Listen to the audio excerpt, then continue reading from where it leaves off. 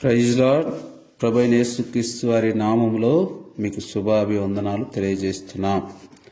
ఈరోజు ఫిబ్రవరి క్యాలెండర్ వాక్యమును చదువుకొని మనము వాక్య ధ్యానములోకి వెళ్దాం. సైన్యములకు అధిపతియగు యెహోవా, నీ నామములు ఎంత రమ్యములు. కీర్తన 84:1. దేవుని సహాయం కొరకై ప్రార్థన చేసుకుందాం. ప్రేమ కలిగిన తండ్రి, నీకు వందనాలు. ఈ దినమును మాతో మాట్లాడటానికి ఇష్టపడినారు. ఈ వాక్యం వింటున్న మా అందరిపైన నీ దీవెన దేవా ఉండాలని మీరు ఉద్దేశించి అందుకై స్తుతిస్తున్నాను. మీరు ఎంతో రమ్యమైన వాడు, నీ మాటలు ఎంతో రమ్యమైనవి. వాటి యందు మేము ఆశపడి ఉన్నాం. మాతో మాట్లాడుతున్నందుకే స్తుతిస్తూ యేసునామములో ప్రార్థిస్తున్నాం తండ్రి, ఆమేన్. ఈ కీర్తన రచించిన వారు కోరహు కుమారులు.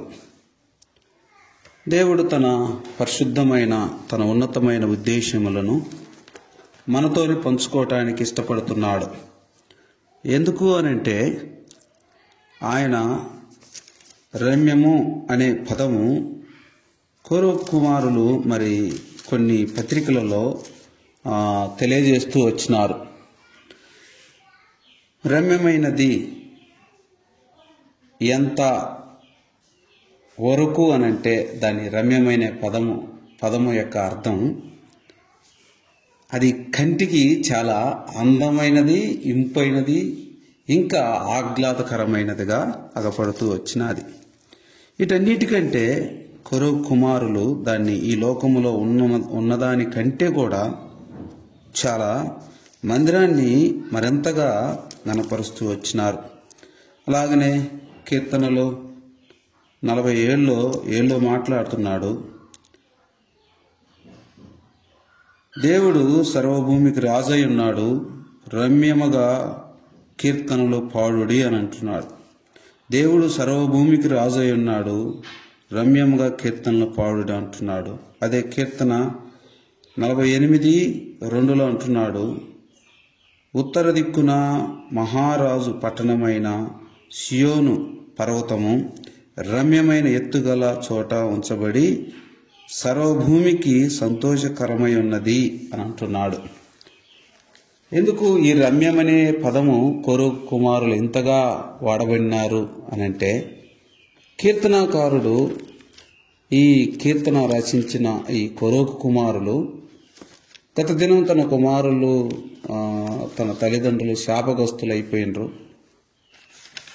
అభిరాము, కోరహు దేవుని ఉగ్రతకు గురైపోయారు. కాబట్టి దానిని బట్టి మిగిలిపోయిన వారు అకాలమందు శపింపబడిన కుమారులుగా ఎంచబడి చాలా అవమానకరంగా మందిరానికి రానివ్వకుండా మీరు తిరస్కరింపబడిన కుటుంబం, మీరు దేవుడి మీద తిరుగుబాటు చేసిన కుటుంబం అని చెప్పి బహుశా వారిని బాగా ఇబ్బంది పెట్టి వారిని హేళనకు గురైన వారుగా ఉన్నారు. అందుకు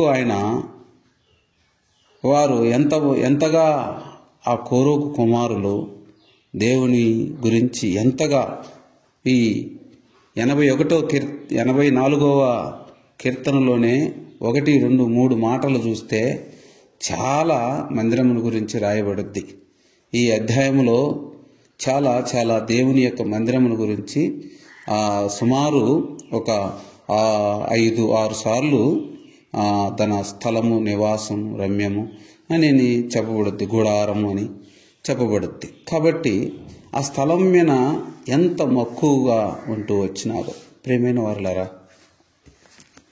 ఎందుకు ఆయన స్థలం అంటే వారికి అంతగా ఇష్టం?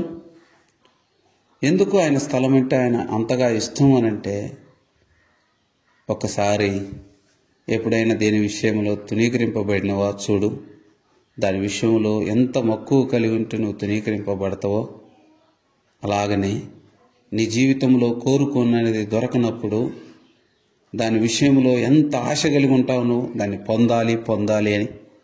కోరహు కుమారులు కూడా అంతే. మా దేవుని సన్నిధికి రాకుండా మేము మమ్మల్ని వెలివేయబడినాం, కాబట్టి మా దేవుణ్ణి మేము ఎలాగైనా స్వతంత్రించుకోవాలని తన ఆశను దేవుడి దగ్గర కనబరుచుకున్నారు. అందుకనే వారు అంత రమ్యముగా ఆయనను గురించి రాయటానికి పరిశుద్ధాత్మ వారి నోట్లో ఉంటా మంచి మంచి వాక్యములను జారువాలటానికి ఇష్టపడినాడు. అందుకని అంటాడు, మళ్ళీ 2వ అధ్యాయంలో అంటాడు,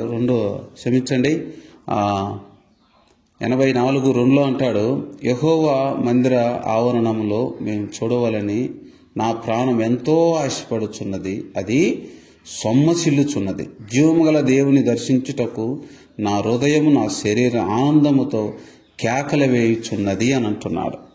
మనమా ఏదైనా మందిరం వెళ్ళటానికి, ఏదైనా మందిరం కలిగిన స్థలమునికి వెళ్ళటానికి చాలా ఆశ, అవన్నీ కూడా చాలా కష్టతరంగా ఉంటాయి.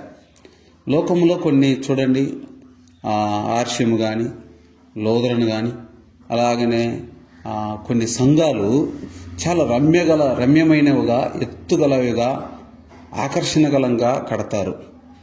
ఎందుకనంటే ఎదుటివారి కళ్ళకు రమ్యమైనదిగా, అందంగా, అలంకరింపబడినదిగా కానరావాలని. కానీ దేవుడు మెట్టుకు ఈ కొత్త నిబంధన కాలంలోకి వస్తే అలాగే నిన్ను నన్నే జ్ఞాపకం చేసుకున్నాడు. ఎందుకంటే ఆదిలో మానవుడే తప్పిపోయినాడు. ఆదిలో మానవుడు తప్పిపోయినాడన్న సంగతి ఆదికాండములో మనకు స్పష్టంగా తెలియజేయబడతాది. ఎందుకనంటే ఆదికాండములో మనకి ఈ అందమైనది అనగా రమ్యమైనది అది చెరిపినాదని మనకి తెలుస్తుంది. అది ఎలాగనంటే ఆదికాండం 3వ అధ్యాయం 6లో రాయబడదు. ఆ స్త్రీ ఆ వృక్షమును ఆహారమునకు మంచి తీయు కనులకు అందమైనదియు వివేకమునిచ్చు రమ్యమైనదయుండుటయు చూచినప్పుడు అది దాని ఫలమును లోని కొన్ని తీసుకొని దానిలో తనతో పాటు తన భర్తకు ఇచ్చెను. ఎందుకు?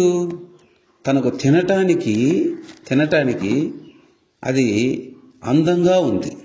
బహుశా చూడండి, ఆడికి పోయినా కానీ కంటికి బాగుండాలి. మనం ఏదైనా కొనాలన్నా, మనం ఏదైనా తీసుకోవాలన్నా, బట్ట కాంచి మొలుకొని, తినే వస్తువు కాంచి మొలుకొని, వండుకునే బియ్యం కాంచి మొలుకొని కంటికి అందంగా రావాలి.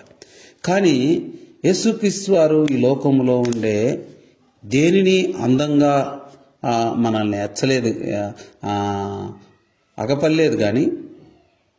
కానీ దేవుడు ఒక హృదయ అంతరంగమును మాత్రమే రమ్యముగాను, పరిశుద్ధముగాను, నిర్దోషము గలదానుగాను, పూర్ణ హృదయముతో నడుచువారిగాను ఉండాలన్నది మాత్రమే దేవుడు జ్ఞాపకం చేసుకున్నాడు.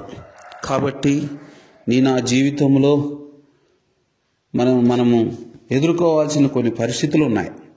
అవి ఏమన్నాయంటే, మన కంటికి అందమైన అన్నీ కూడా వదిలిపెట్టవలసిన పరిస్థితులు ఉన్నాయి, రమ్యమైనవి. అందుకని అంటాడు యోబు అంటాడు, నా కన్నులను కన్యలు అనగా చూడకున్నటకు నేను తిప్పివేయబడుతున్నాయి, అనగా వాటిని మూసుకుంటున్నానని కొన్ని పదాలు వాడతాడు. అలాగనే ఎందుకోనంటే రమ్యమైనది ఏదన్నా మన కంటికి పడితే ఆకర్షింపబడతామేమో అని. చూడు, లోతు ఆదికాండంలోనే చెబుతాడు. ఏమని చెబుతాడంటే, కనులెత్తి చూసినప్పుడు సొదొమ తనకు ఎంతో అందముగాను, పచ్చిక బయలుగాను, రమ్యమైనది కాగపడింది గనుక తాను ఆకర్షింపబడుతూ వచ్చినాడు, నష్టపోతూ వచ్చినాడు. ప్రియమైన వారులారా, ఎందుకోనంటే దేవుడి ప్రణాళికలు అందమైన వాటిపైన ఒక మానవుణ్ణి ధ్యానం పెట్టకుండా కొరు కుమారులు తన మందిరం పైన పెట్టాలనుకున్నాడు. అలాగనే సొలొమోను రాజు చాలా రమ్యమైన మందిరాన్ని ఏర్పరిచినాడు. కానీ అది ఎంత మాత్రం నిలవలే. దేశాల నుంచి, ప్రాంతాల నుంచి వచ్చి ఆ వైభవమును చూడటానికి ఇష్టపడినారు, ఆ మందిరమును చూడటానికి ఇష్టపడినాడు. కానీ ఆ రమ్యమైన మందిరము కూడా పునాదులతో సహా పడగొట్టవలసిన పరిస్థితి వచ్చినది. మరి ఎవరు దేనిపైన ధ్యానం ఉంచాలనుకుంటున్నాడు? అందుకనే ఈ మానవుడి మధ్య లేవీకాండంలో 26:11 నా మందిరం మీ మధ్య ఉంచిదను, మీ యందు నా మనసు అసహ్యపడదంటున్నాడు.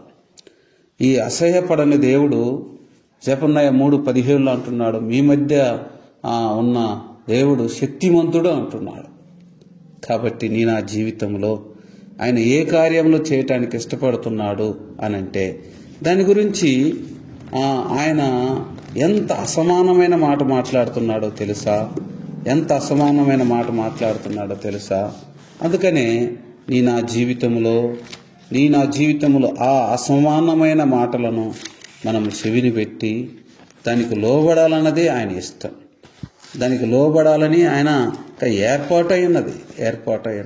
ప్రియమైన వారలారా, దేవుని యొక్క ప్రణాళిక, దేవుని యొక్క అభిష్టము నువ్వు ఎరిగినావా?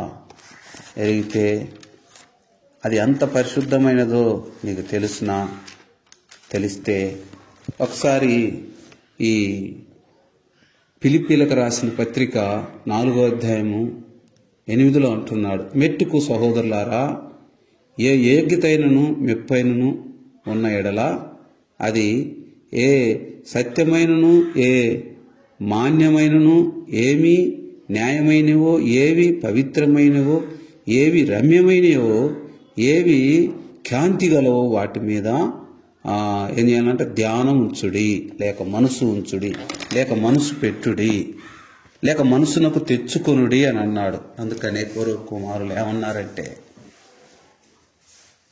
నీ నివాస స్థలములు ఎంత రమ్యములో అని అంటున్నాడు. అంటే ఈ లోకములో ఎక్కడ మనం ఆత్మీయమైన దృష్టితో చూస్తే దేవుని నివాసములో ఇరువైపులు ఎటు చూసినా తన స్వరత్వం చేత కొనబడిన కులము మతము జాతి లేని ప్రజలు ఉంటారు.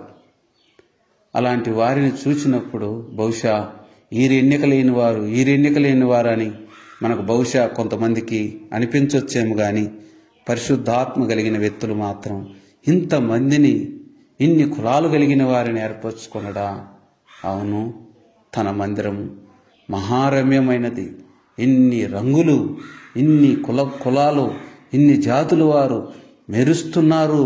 అందుకని ఈ మందిరం ఎంతో రమ్యమైనది అని చెప్పి కోరొక కుమారులు ఆది అందే వారు ఎంతెంతో ఆయన్ని గణపరుస్తూ వచ్చినారు. ప్రియమైన వారులారా, నేను కూడా అలా గణపరుచున్నట్టు ప్రభు మనకు సహాయము చేయనుగాక. ప్రార్థన చేసుకుందాం. ప్రేమ కలిగిన తండ్రి, పరిశుద్ధుడా, నీకు వందనాలు. మీరు ప్రేమించి దేవైదినం క్యాలెండర్ వాగ్దానం ద్వారా మాతో మాట్లాడినారు.